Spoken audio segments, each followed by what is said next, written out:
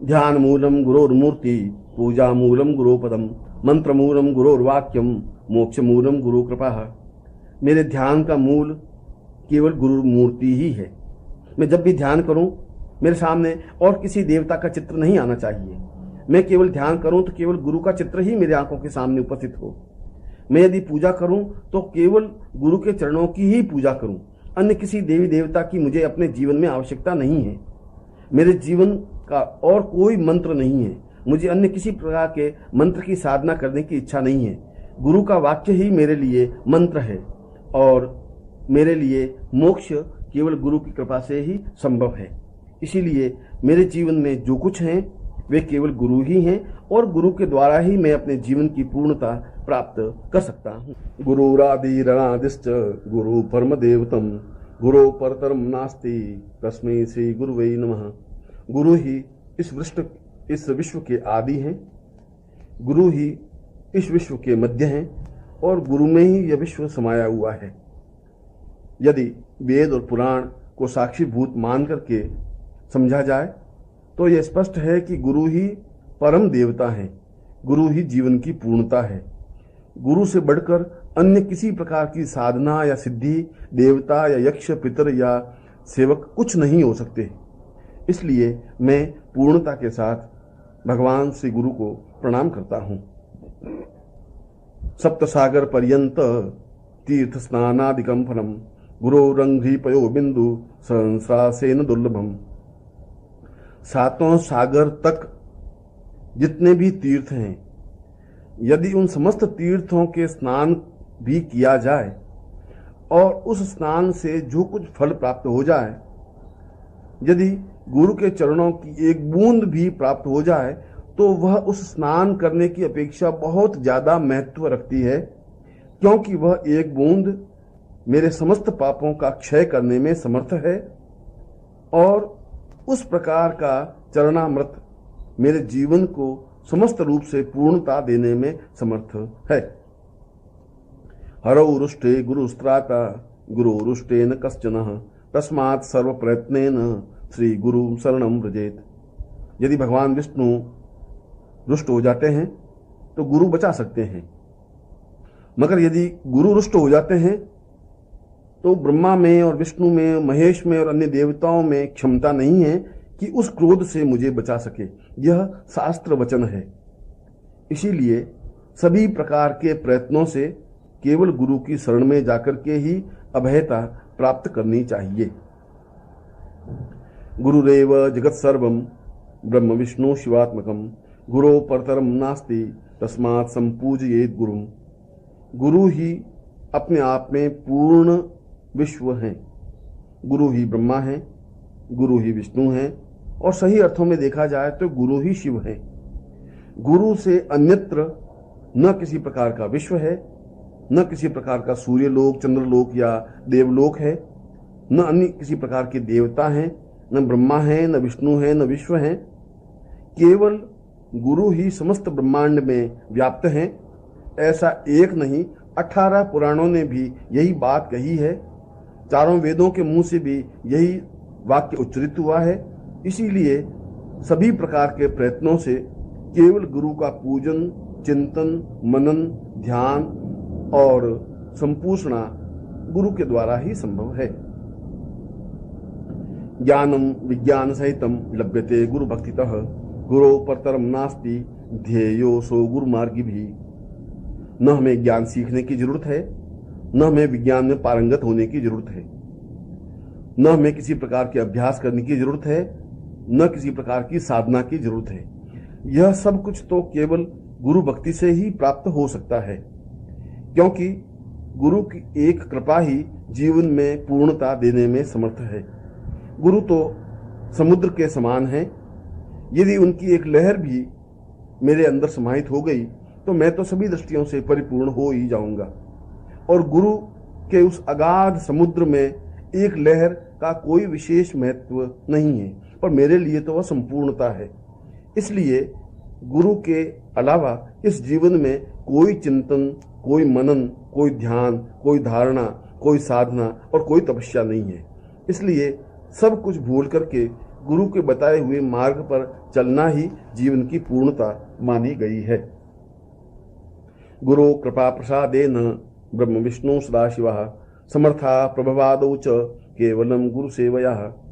गुरु की कृपा से ही ब्रह्मा प्रसन्न होते हैं, उनकी कृपा से ही विष्णु सहायक होते हैं, उनकी कृपा से ही शिव के साक्षात दर्शन हो सकते हैं, क्योंकि गुरु ही इन देवताओं को साक्षात रूप में उपस्थित करने में समर्थ हैं। गुरु ही अन्य साधनाओं में सिद्धियां देने में समर्थ हैं। गुरु की केवल कृपा कटाक्ष से जीवन में पूर्णता आना संभव है। एक नहीं सैकड़ों ऋषियों ने अपने गुरु की सेवा करके पूर्ण तपस्या और साधना और सिद्धियों को प्राप्त किया है। इसलिए मेरे जीवन का एकमात्र उद्देश्य केवल गुरु की सेवा ही है। न मुक्ता देव गंधर्वा पितरो यक्ष किन्नरा ऋषय सर्वसिद्धाश्च गुरु सेवा परांगमुखा। यदि मैं गुरु सेवा से अलग होकर के अगर देवताओं की पूजा करता हूँ, गंधर्वों की पूजा करता हूँ, पितरों की पूजा करता हूँ, यक्ष या किन्नरों की पूजा करता हूँ, तो मुझे किसी प्रकार की सिद्धि प्राप्त नहीं हो सकती, क्योंकि सिद्धियों का मूल आधार तो गुरु ही होता है। समस्त प्रकार के ऋषियों ने भी एक ही बात कही है कि गुरु सर्वसिद्धाश्च, गुरु ही समस्त सिद्धियों को प्रदान करने में समर्थ है। जब तक गुरु सिद्ध नहीं हो सकते तब तक अन्य देवताओं में सिद्धि प्राप्त हो ही नहीं सकती। जब तक गुरु सिद्ध नहीं हो सकते तब तक महाविद्याओं में सफलता प्राप्त हो ही नहीं सकती। जब तक गुरु की कृपा प्राप्त नहीं हो सकती तब तक जीवन में किसी प्रकार की सफलता प्राप्त हो ही नहीं सकती। एवं श्रुत्वा महादेवी गुरु निंदाम करोति यः स याति नरकम घोर यावत् चंद्र दिवाकरो। हे पार्वती, इसीलिए मैं संपूर्ण शास्त्रों का सार यह बता रहा हूं कि जो साधक या व्यक्ति गुरु की निंदा करता है उसके समान पापी इस संसार में कोई नहीं है। वह निश्चय ही नरक में जाता है, उसकी सारी तपस्या क्षीण हो जाती है, और जब तक सूर्य और चंद्र इस विश्व में है तब तक उसे नरक की यातना भोगनी ही पड़ती है। गुरु दर्शित मार्गेण मन शुद्धिम तु कार्येत अनित्यम खंडयेत सर्व यत्किंचादात्म गोचरम। इसलिए गुरु के बताए हुए मार्ग पर ही चलना श्रेयस्कर है। मन की शुद्धि केवल गुरु की कृपा से ही संभव है। पूर्ण सिद्धि केवल गुरु मंत्र जाप करने से ही सफलता और सिद्धि प्राप्त हो सकती है। जो कुछ दिखाई देता है, जो कुछ दिखाई नहीं देता है, जो कोई देवता हैं, जो कुछ जीवन में गोचर और अगोचर हैं, उन समस्त गोचर अगोचर को सिद्धि और सफलता प्राप्त करने के मूल में केवल गुरु ही हैं। यावत् कल्पांतको देह तावदेव गुरु स्मरेत गुरुलोपो न कर्तव्य स्वच्छंदो यदि वा भवेत। यदि कहीं पर गुरु की निंदा हो रही हो और ऐसे शब्द कान में गिरते हैं तो वह पूर्ण पापी की संज्ञा प्राप्त करता है। जो मुंह से जाने अनजाने भी गुरु की निंदा करता है, उसके समान इस संसार में कोई अधर्मी और पापी नहीं हो सकता। जो गुरु को भूल जाता है वह एक प्रकार से अपने जीवन को अंधकार में धकेल देता है। इसीलिए समस्त प्रकार से प्रयत्न करके गुरु के चरणों में रहने और गुरु की आज्ञा का पालन करने में ही जीवन की पूर्णता और श्रेष्ठता है। मंत्र राज मिदम देवी गुरु ऋतक्षरद्वयम स्मृति वेदार्थ वाक्येन गुरु साक्षात परम पदम। हे देवी पार्वती, केवल ये दो अक्षर ही समस्त संसार को चलाने वाले हैं, जिसको गुरु कहा गया है, क्योंकि ये दोनों अक्षर समस्त प्रकार के अंधकार को समाप्त करने में समर्थ हैं। क्योंकि ये दो अक्षर जीवन की पूर्णता देने में समर्थ हैं। ये केवल दो अक्षर ही नहीं है, देखा जाए तो ये मंत्रों के भी महामंत्र और मंत्र राज हैं। स्मृति, वेद, वाक्य और पुराण एक ही बात को बार बार कहते हैं कि गुरु के अलावा जीवन में न कोई मंत्र है, न कोई तंत्र है, न कोई योग है, न कोई दर्शन है, न कोई व्याख्या है, न कोई मीमांसा है।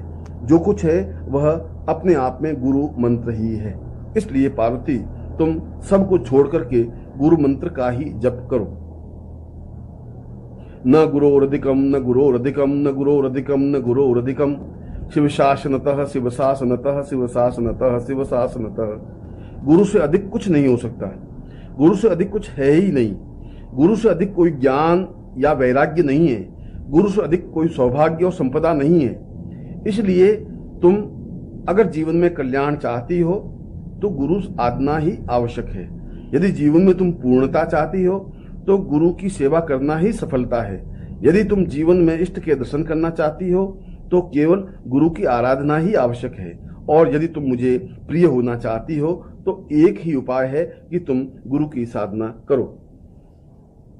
प्रातः शीर्षि शुक्लाब्जे द्विनेत्रम द्विभुजम गुरुम वराभयुतम शांतम स्मरेतम नाम पूर्वकम।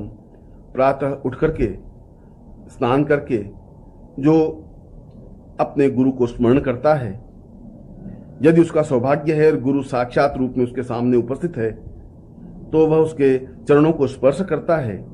यदि गुरु सदेह सामने उपस्थित नहीं हो तो उनके सामने भक्ति भाव से दंडवत प्रणाम करता है। वह समस्त प्रकार के भय से दूर हो जाता है, उसे किसी प्रकार का कोई तनाव नहीं रहता, उसके जीवन में किसी प्रकार का कोई दुख नहीं रहता। और जो नित्य गुरु मंत्र की एक माला मंत्र जप करता है उसे जीवन में सभी प्रकार से पूर्णता प्राप्त होती ही है। आनंदमानंद करम प्रसन्नम ज्ञान स्वरूपम निज बोध युक्तम योगींद्र मीडियम भवरोग वैद्यम श्रीमद गुरुम नित्यमहम नमामि।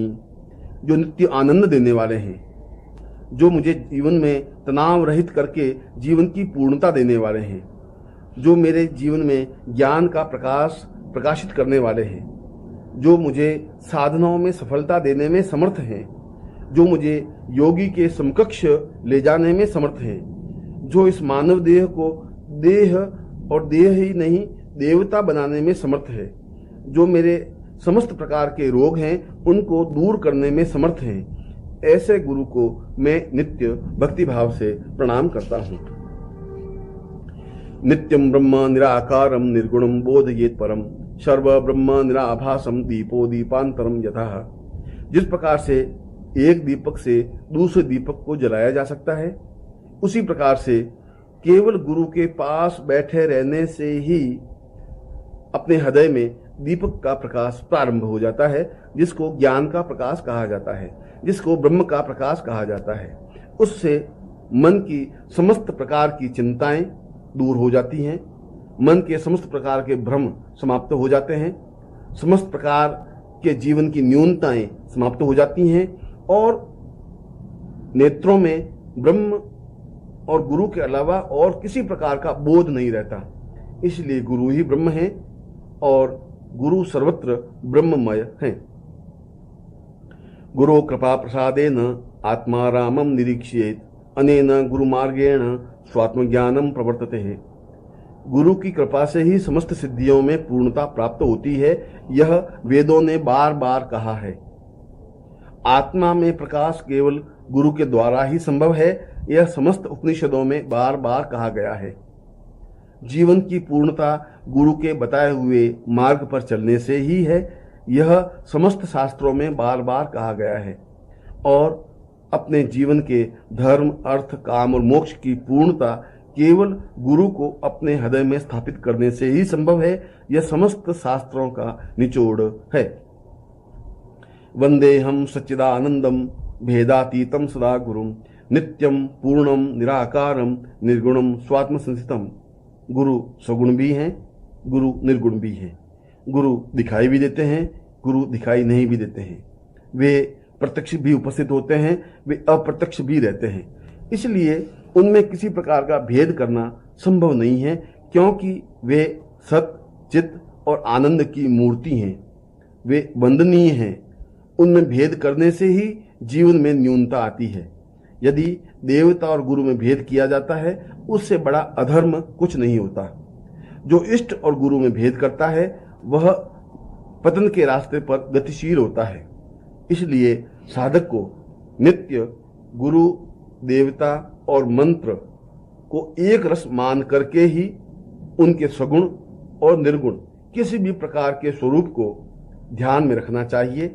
और जो सौभाग्यशाली हैं जो गुरु के चरणों में उपस्थित हैं, जिनके ध्यान में और जिनको गुरु के चरणों की उपस्थिति का भान है, जिनके तपस्या के बल से गुरु सशरीर उसके सामने उपस्थित हैं, उसकी तुलना तो देवताओं से भी नहीं की जा सकती, क्योंकि वह देवताओं से भी बढ़कर माना गया है। परात परतरम ध्येयम नित्यमानंद कारकम हृदयाकाश मध्यस्थम शुद्ध स्फटिक सन्निभम।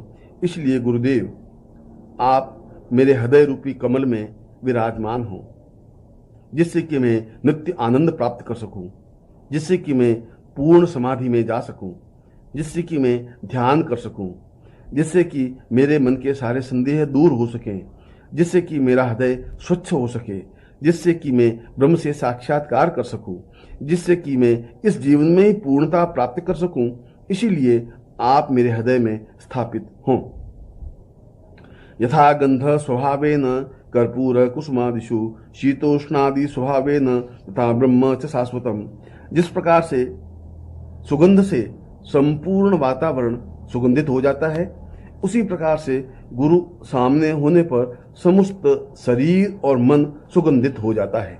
ऐसा लगता है कि जैसे वह गुलाब के पुष्पों का एक समूह हो। ऐसा लगता है कि वह स्वयं देवता बन गया हो।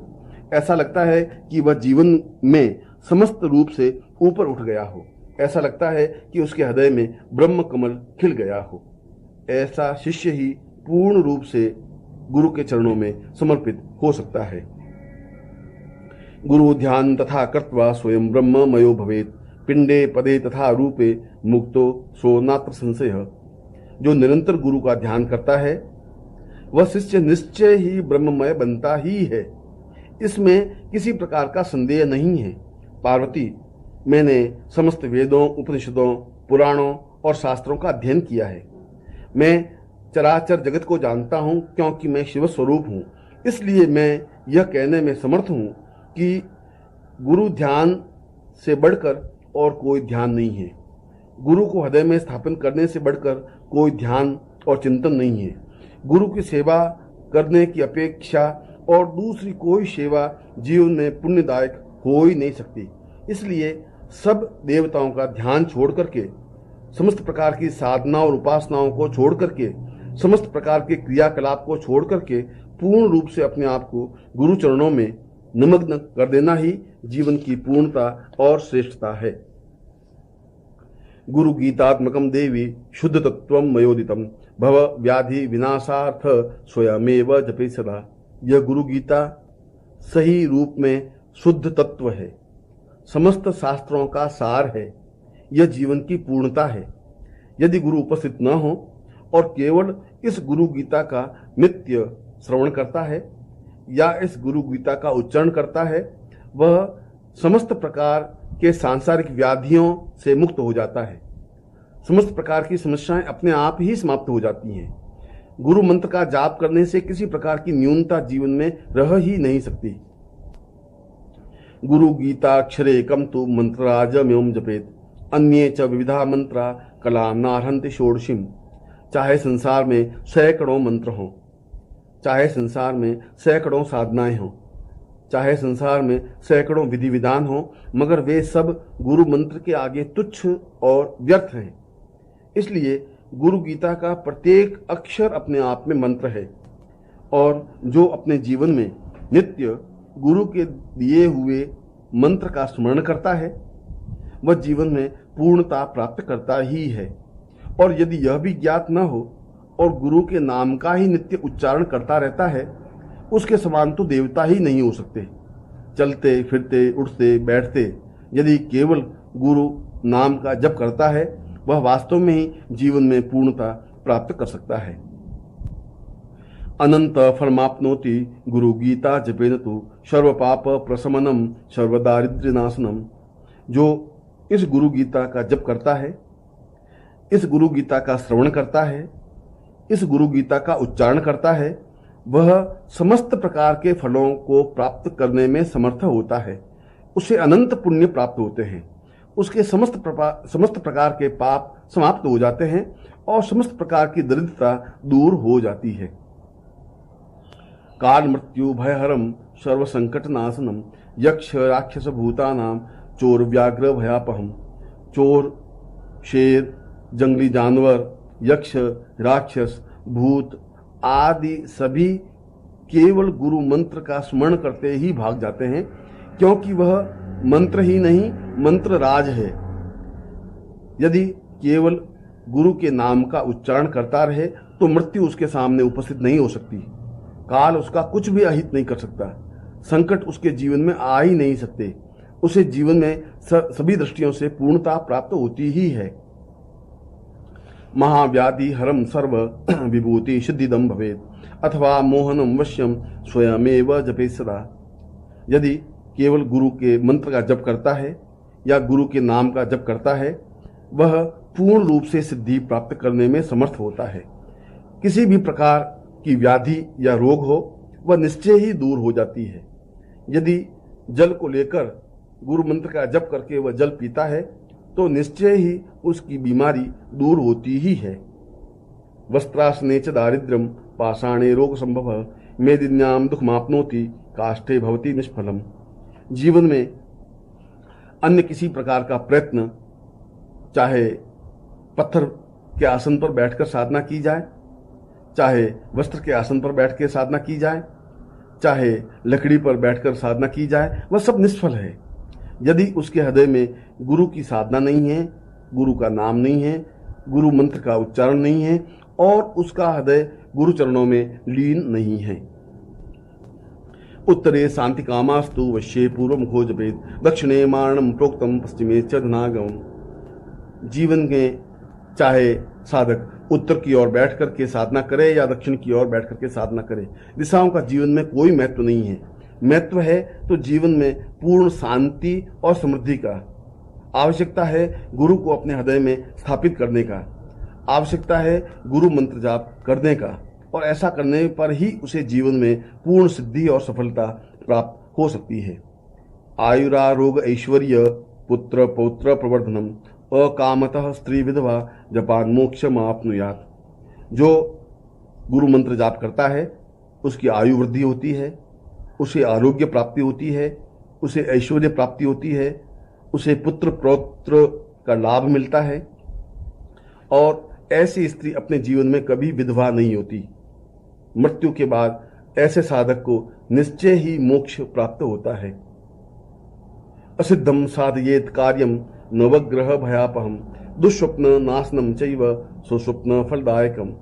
चाहे जीवन में असिद्धि प्राप्त हो, चाहे जीवन में न्यूनता हो, चाहे किसी कार्य में सफलता प्राप्त नहीं हो, चाहे सभी प्रकार के ग्रह उसके विपरीत हों, मगर यदि वह एक बार भी गुरु मंत्र का जाप कर लेता है तो उसे निश्चय ही ये सभी सफलताएं प्राप्त हो जाती हैं। जिस प्रकार से स्वप्न समाप्त होने पर जीवन में प्रसन्नता प्राप्त होती है, उसी प्रकार से गुरु मंत्र जाप करने पर उसे जीवन में पूर्णता और सफलता प्राप्त होती ही है। कामितस्य कामधेनु कल्पना कल्पपादपः चिंतामणिश्चिंतितस्य सर्वमंगल कारकम। इसीलिए हे पार्वती, गुरु मंत्र कामधेनु के समान है जो समस्त कामनाओं की पूर्ति करने में समर्थ है। वह कल्पवृक्ष के समान है जो मन में जो भी इच्छा की जाए उस इच्छाओं की पूर्ति करने में समर्थ है। वह चिंतामणि के समान है जिससे और उस गुरु मंत्र को जप करने से समस्त प्रकार की सफलताएं प्राप्त होती हैं, क्योंकि गुरु मंत्र ही समस्त प्रकार से मंगलदायक है। मोक्ष हेतु जपे नित्यम मोक्ष श्री मवाप्नुयात् भोग कामो जपे द्यो वै तस्य काम फलप्रदम। यदि साधक भोग की इच्छा करता है तो उसकी भोग की इच्छा पूर्ति होती है।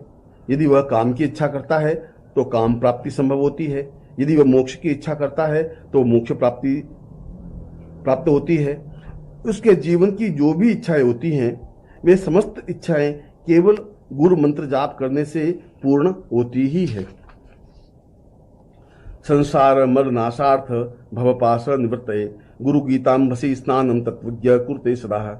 संसार के अज्ञान और दुख को दूर करने के लिए इस गुरु गीता की रचना की गई है।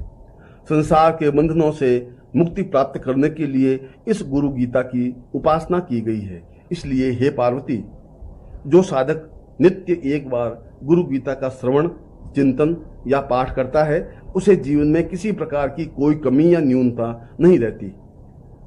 स एव च गुरु साक्षात् सदा सद्ब्रह्म वित्तमः तस्य स्थानानि सर्वाणि पवित्राणानि संशयः। इसलिए जीवन में गुरु ही पूर्णता देने में समर्थ हैं। वे ही सद्गुरु हैं, वे ही ब्रह्म हैं, वे ही हृदय में बिठाने के लायक हैं, वे सर्वत्र व्यापक हैं। इसलिए किसी भी स्थान पर, किसी भी रूप में, किसी भी प्रकार से जो गुरु को स्मरण करता है उसे जीवन में सभी प्रकार से पूर्णता प्राप्त हो जाती है। अनेन प्राणिनः सर्वे गुरु गीता जपेन तु सर्वसिद्धि प्राप्नुवान्ति भुक्ति मुक्ति न संशय। इसलिए जीवन में जो गुरु गीता का जप करता है उसे समस्त प्रकार की सिद्धि प्राप्त होती है, उसे भुक्ति और मुक्ति प्राप्त होती है और वह निश्चय ही गुरु का प्रिय बनने में समर्थ हो पाता है। सत्यम सत्यम पुनः सत्यम धर्म्यम सांख्यम मयोदितम गुरु गीता समम नास्ति सत्यम सत्यम वरानने। हे पार्वती, मैं सत्य कहता हूँ, फिर सत्य कहता हूँ और पूर्ण रूप से सत्य कहता हूँ कि धर्म और सांख्य, शास्त्र और दर्शन, मीमांसा और पुराण, समस्त शास्त्रों का एक ही निचोड़ है कि गुरु गीता के समान अन्य कोई पुस्तक नहीं है, गुरु मंत्र के समान अन्य कोई मंत्र नहीं है और गुरु के पास बैठने के समान अन्य कोई साधना नहीं है।